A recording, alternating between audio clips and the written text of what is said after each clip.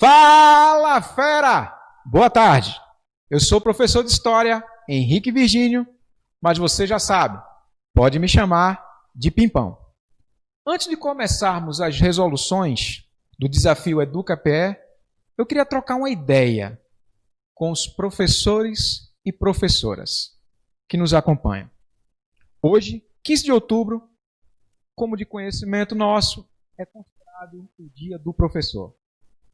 Em 1947, por iniciativa do professor paulista Salomão Becker, que sugeriu à escola onde trabalhava realizar um evento para discutir os caminhos educacionais e reunir pais, alunos e mestres.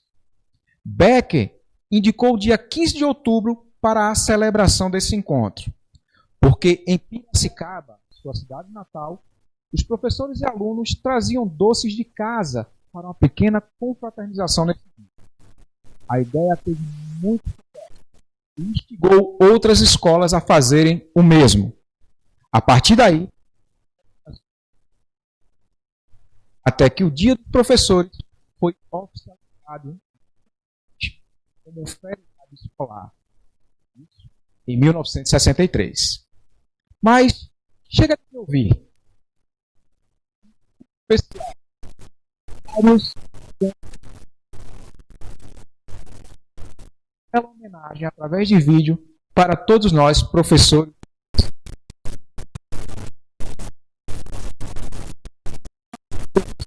Na Grécia, tão do Alto Pajeú, da EREM,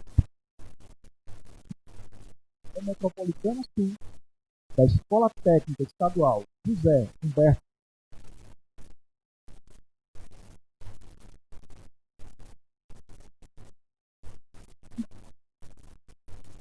Mochotó e Ipanema. Confere aí. Precisa ser calmaria para lidar com tempestade, é preciso ter vontade de lutar a cada dia, e em meio à pandemia vi gente de grande porte que buscaram sempre um nó para dar sempre o seu melhor, derramando o seu suor e mostrando o que é ser forte. Floresceram professores, foram luz na escuridão, vivendo sob pressão, desvendaram suas cores, até ouviram horrores de gente mal-humorada, mas seguiram na estrada do tal ensino remoto, e hoje então eu noto, sem eles não somos nada. Então digo obrigada por tudo que fizeram, os conselhos que nos deram para seguirmos na estrada. Eu agradeço a cada professor que foi guerreiro, desde o momento primeiro foram luz na escuridão, clareando o coração do aluno o tempo inteiro. Muito obrigada. Bom dia, boa tarde, boa noite. Eu sou o Gabriel Marinho, tenho 16 anos, estudo na EREM Pastor José Florencio Rodrigues, sou segundo ano do ensino médio e eu vou recitar uma poesia de minha autoria. Bora lá?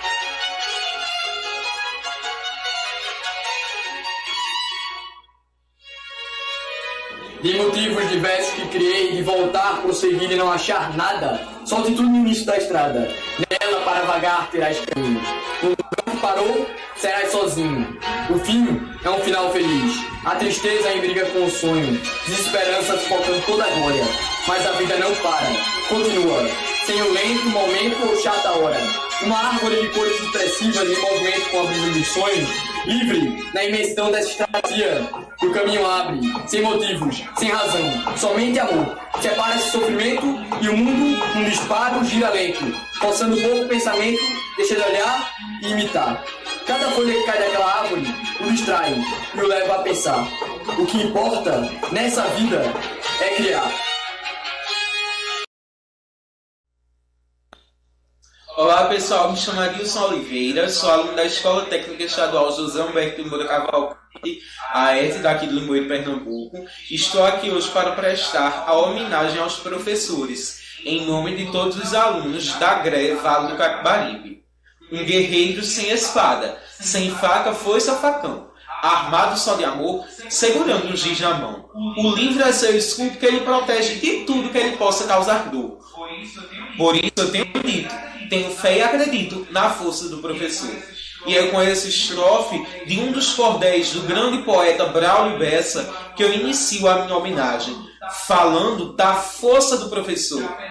que apesar de tudo, principalmente neste tempo de pandemia da Covid-19 que estamos vivendo, você, professor, não esquece os seus alunos. Vocês sempre caminham de mãos juntas conosco, nos ajudando para que no futuro, para que no dia de amanhã, possamos entrar numa faculdade, conseguir uma nota no nosso vestibular, conseguir uma profissão.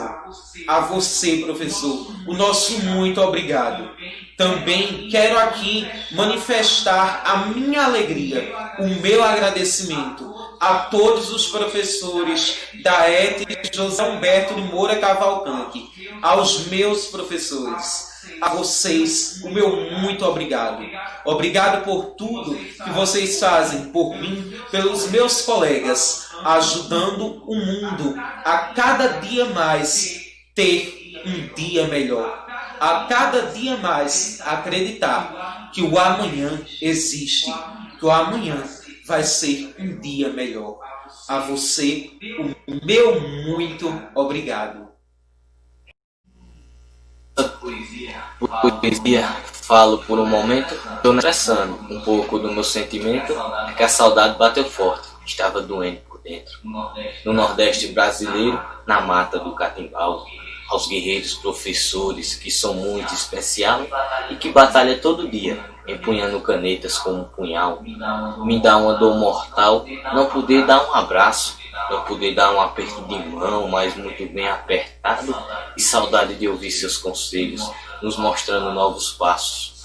Saudade dos velhos companheiros de classe, dos nossos professores e da nossa... Não vou mentir para vocês, saudade das aulas e das atividades, saudade das aulas de matemática, saudade das de português, saudade das aulas de geografia, saudade das de inglês. Melhor do que estudar em casa, com certeza é aprender com vocês. Galerinha do meu agrado, da ETS o Galindo, Buíque terra boa, com lugares muito lindos, berço de escritores e de artistas finos. Pois é seu menino, nós é nó cego em cima de nó. Educação aqui é de primeira e a palavra é uma só. Sou Ramon Espínola de Buíque, do sertão do Mochotó. Show de bola! Em nome da equipe do Educa PE, em nome dos professores e professoras da Rede Estadual de Ensino, muito obrigado por todo o carinho, confiança em nós e em nosso trabalho. Muito obrigado a cada um de vocês. Valeu, feras. Bem, vamos para o desafio? E aí, Robson, a galera está pronta para o nosso desafio? Então, vamos responder algumas questões do desafio do Educa PE, dessa vez direcionado aos alunos do primeiro ano do ensino médio. Vem comigo aqui, João. Então, vamos para a primeira questão, uma questão sobre a Grécia Antiga. Tá acompanhando aí de casa? Tranquilão? Essa questão, ela é bem simples, mas o que está por trás dela é muito mais interessante. Acompanha comigo aí, fera. Fica esperto. Joga na tela aí, João. A gente tem aqui, ó, questão 1, Mackenzie. Conta a história que, com a ajuda de Atena, Epeu construiu um grande cavalo de madeira, onde escondeu guerreiros. Ulisses, também chamado de Odisseu, ardilosamente introduziu em Troia, também é chamada de Ilion, para que os guerreiros a saqueassem. Em sua obra, o autor transformou a luta pelo controle do Estreito de Dardanelos, também chamado de Hellesponto, região entre o Mar Egeu e o Mar de Marmara, num conflito envolvendo deuses e heróis. Diante dessa situação,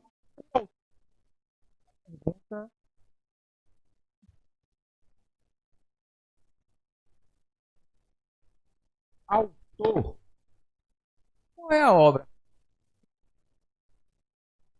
Na verdade, é um... E aí?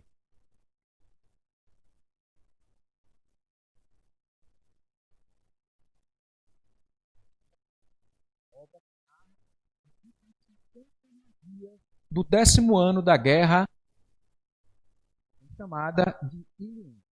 A, B, D.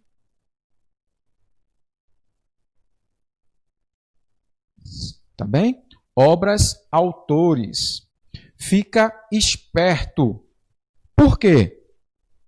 A República de Platão, por exemplo, é o segundo maior diálogo do autor e é um dos mais importantes dentro dos nossos vestibulares. É importante também que você se ligue que Sófocles é considerado, a obra de Sócrates, Édipo Rei, é considerada a obra da temática. Já os 7 contratempos, Ésquilo, a grande tragédia da história grega, da história do teatro grego. Já a história da Guerra do Peloponeso é atribuída a Tucídides. Tucídides, historiador grego, que participou desse conflito que envolvia cidades-estado.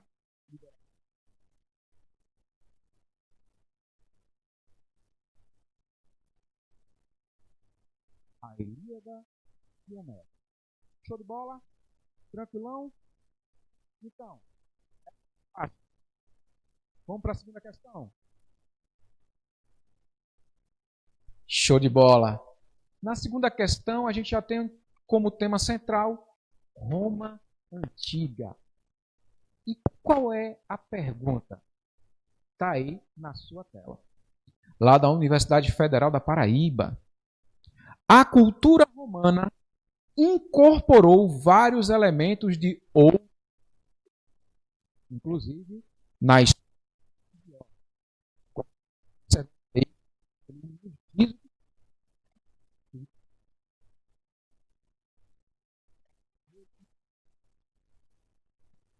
Na Roma Antiga, considere as afirmativas a seguir. Afirmativa 1. Aceitavam facilmente o culto de deuses de outros.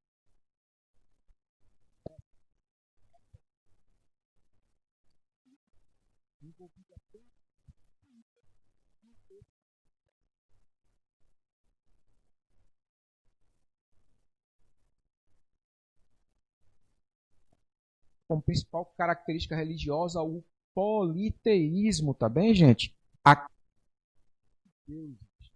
E suas conquistas, a sua expansão territorial e militar, Roma acabou incorporando elementos religiosos de outras culturas, principalmente da cultura grega, tá bem? Então, o item 1 é falso. Fique esperto aí, onde apareceu o item 1 embaixo, desconsidere. É falso. No item 2, nós temos aí, a civilização romana praticava a tolerância e identificava-se com outros povos que cultuavam um único Deus. Daí, você já sabe que está errado, é falso. A tolerância não é exemplo disso é o cristianismo. Os cristãos foram perseguidos durante muito tempo dentro da estrutura romana, até porque os romanos tinham uma base religiosa politeísta. Romanos antropomórficos, deuses e deusas que tinham características humanizadas. Então, o item 2 também é um item falso. Vamos para o item 3? Tranquilão? Olha aí, ó. Item 3. A religião romana politeísta foi se diversificando à medida que Roma ganhava importância política e econômica. Assim como os exércitos incorporavam novos territórios, a religião romana foi absorvendo deuses e cultos de outros povos, ou seja, assimilando esses deuses à religião romana. Isso é verdadeiro. A principal religião incorporada à religião romana foi a religião politeísta de base grega. A grande diferença entre os deuses gregos e os romanos foi a latinização do seu nome. Então, resposta certa, letra C. Apareceu aí letra D, mas é letra C. O item 3 apenas, tá bem? É a letra C. Show de bola? Tranquilo? Marca D não, hein? É a C, viu? 1 e 2 tem itens incorretos. E ele quer saber o que está correto nas afirmativas. Vamos para a questão 3? A questão 3 a gente vai dar um salto de período. A gente vai sair da antiguidade e vai passar para a Idade Média. Mais precisamente, a Alta Idade Média. Vem comigo. Tá bem? Então, ó, vamos para a questão. Feudalismo, olha ali. Ó. Uma das características a ser reconhecida no feudalismo europeu é, dentre todas as características incorporadas ao feudalismo europeu, qual é a que melhor representa e responde essa pergunta? Na letra A, você tem a sociedade feudal era semelhante ao sistema de castas. Isso é falso, tá bem? O modelo de organização de castas é uma divisão baseada em preceitos religiosos, tá bem? Nesse sistema, a estratificação da sociedade ocorre de acordo com o nascimento do indivíduo e tem ligação religiosa. A sociedade feudal era estamental, com classes sociais bem definidas desde o nascimento. Ok? Na letra B, os ideais de honra e fidelidade, que você sabe o nomezinho que se dá a isso, comitatus, vieram das instituições dos hunos. Verdadeiro ou falso, fera? É falso. As instituições que serviram de base para a formação do feudalismo foram as instituições romanas e germânicas, tá bem? O povo huno é um povo originário da Mongólia, lá do leste asiático. Então a letra B também é falsa. Letra C, quer dizer, é falsa não, né? Está incorreta. Letra C. Vilões e servos estavam presos a várias obrigações, entre elas o pagamento anual de captação, talha e banalidades, ou seja, impostos e taxas que os servos deveriam pagar pelo uso da terra do seu senhor. Você pode estar na dúvida aí sobre os vilões, não é isso? Essa letra C é a correta. Os vilões eram os habitantes das vilas e povoados próximos aos feudos. Eles eram servos que gozavam de uma maior liberdade e de uma maior proximidade com os senhores feudais. Ao contrário dos servos da gleba, que tinham sua liberdade um pouco tolhida por conta das suas obrigações. Então, dessas características, a letra C é a nossa resposta. Na letra D, o que é que está errado? A economia do feudo era dinâmica e estava voltada para o comércio? Não. A economia do feudo era agrária e rural e estava voltada à autossuficiência, à subsistência. Tá bem? Haviam pequenas negociações nesse período, mas nada que caracterizasse um comércio de grande proporção ou de média proporção. Letra E. As relações de produção eram escravocratas. Não. As relações de produção eram servis. O trabalho servil era a base da mão de obra do período feudal. Tá bem? Show de bola? Tranquilo? Então, nossa resposta, letra C. Show? Quarta questão? Está acompanhando? Está marcando? Está acertando? Está tirando tua dúvida? É isso aí, fera. Vamos para a quarta questão. A quarta questão ainda versa sobre a Idade Média.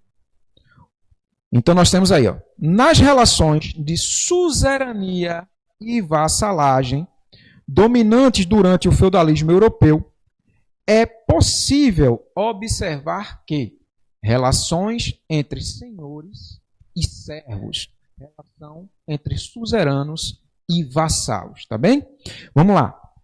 Na alternativa A, ele nos diz o seguinte, ele quer saber o que é possível observar.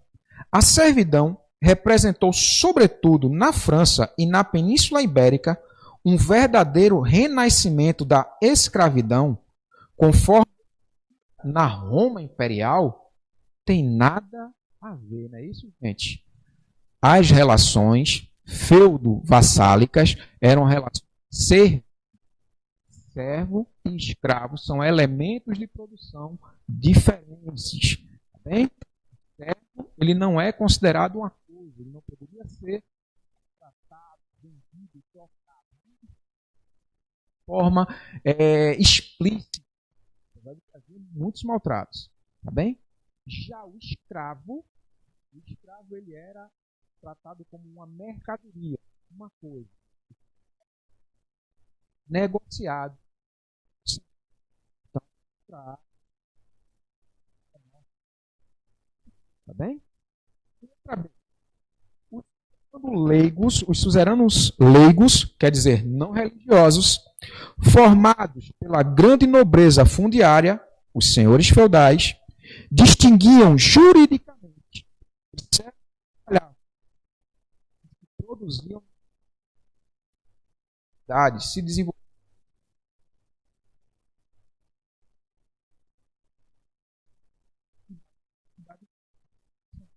renascimento comercial urbano. Fica narrada na letra B de não faz parte do contexto da Alta Idade Média, sim da Baixa. A nossa pergunta. Na letra B, mesmo dispõe de grandes propriedades territoriais, os suzeranos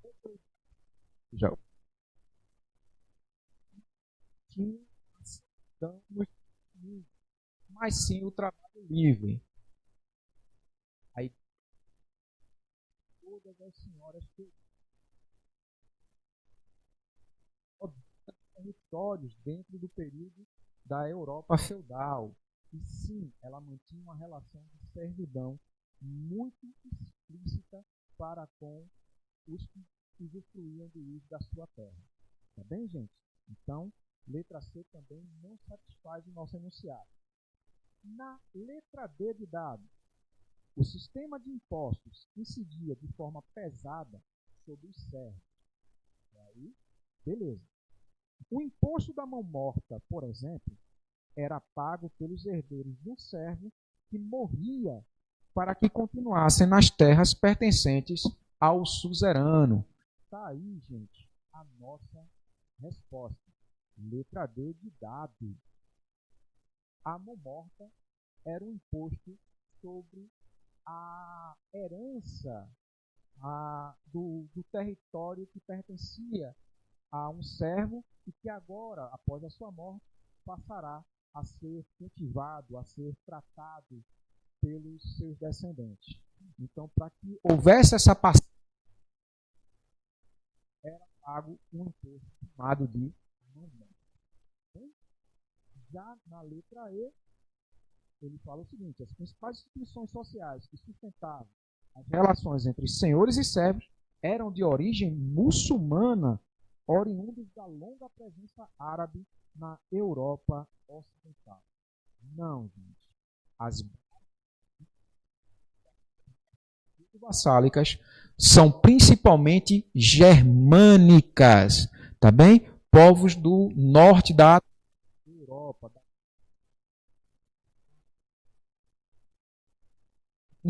Entre outros povos. Tá bem? Tranquilão? Beleza? Tá conseguindo acompanhar aí de casa? Essa vai. Espero que tenha algumas dúvidas. Se precisar, manda uma mensagem aqui para nós. Pergunta ao craque, que é o teu professor, que com certeza ele vai te ajudar. Por enquanto, eu vou ficando por aqui. Um abraço pimpônico e a gente se vê numa outra história. Até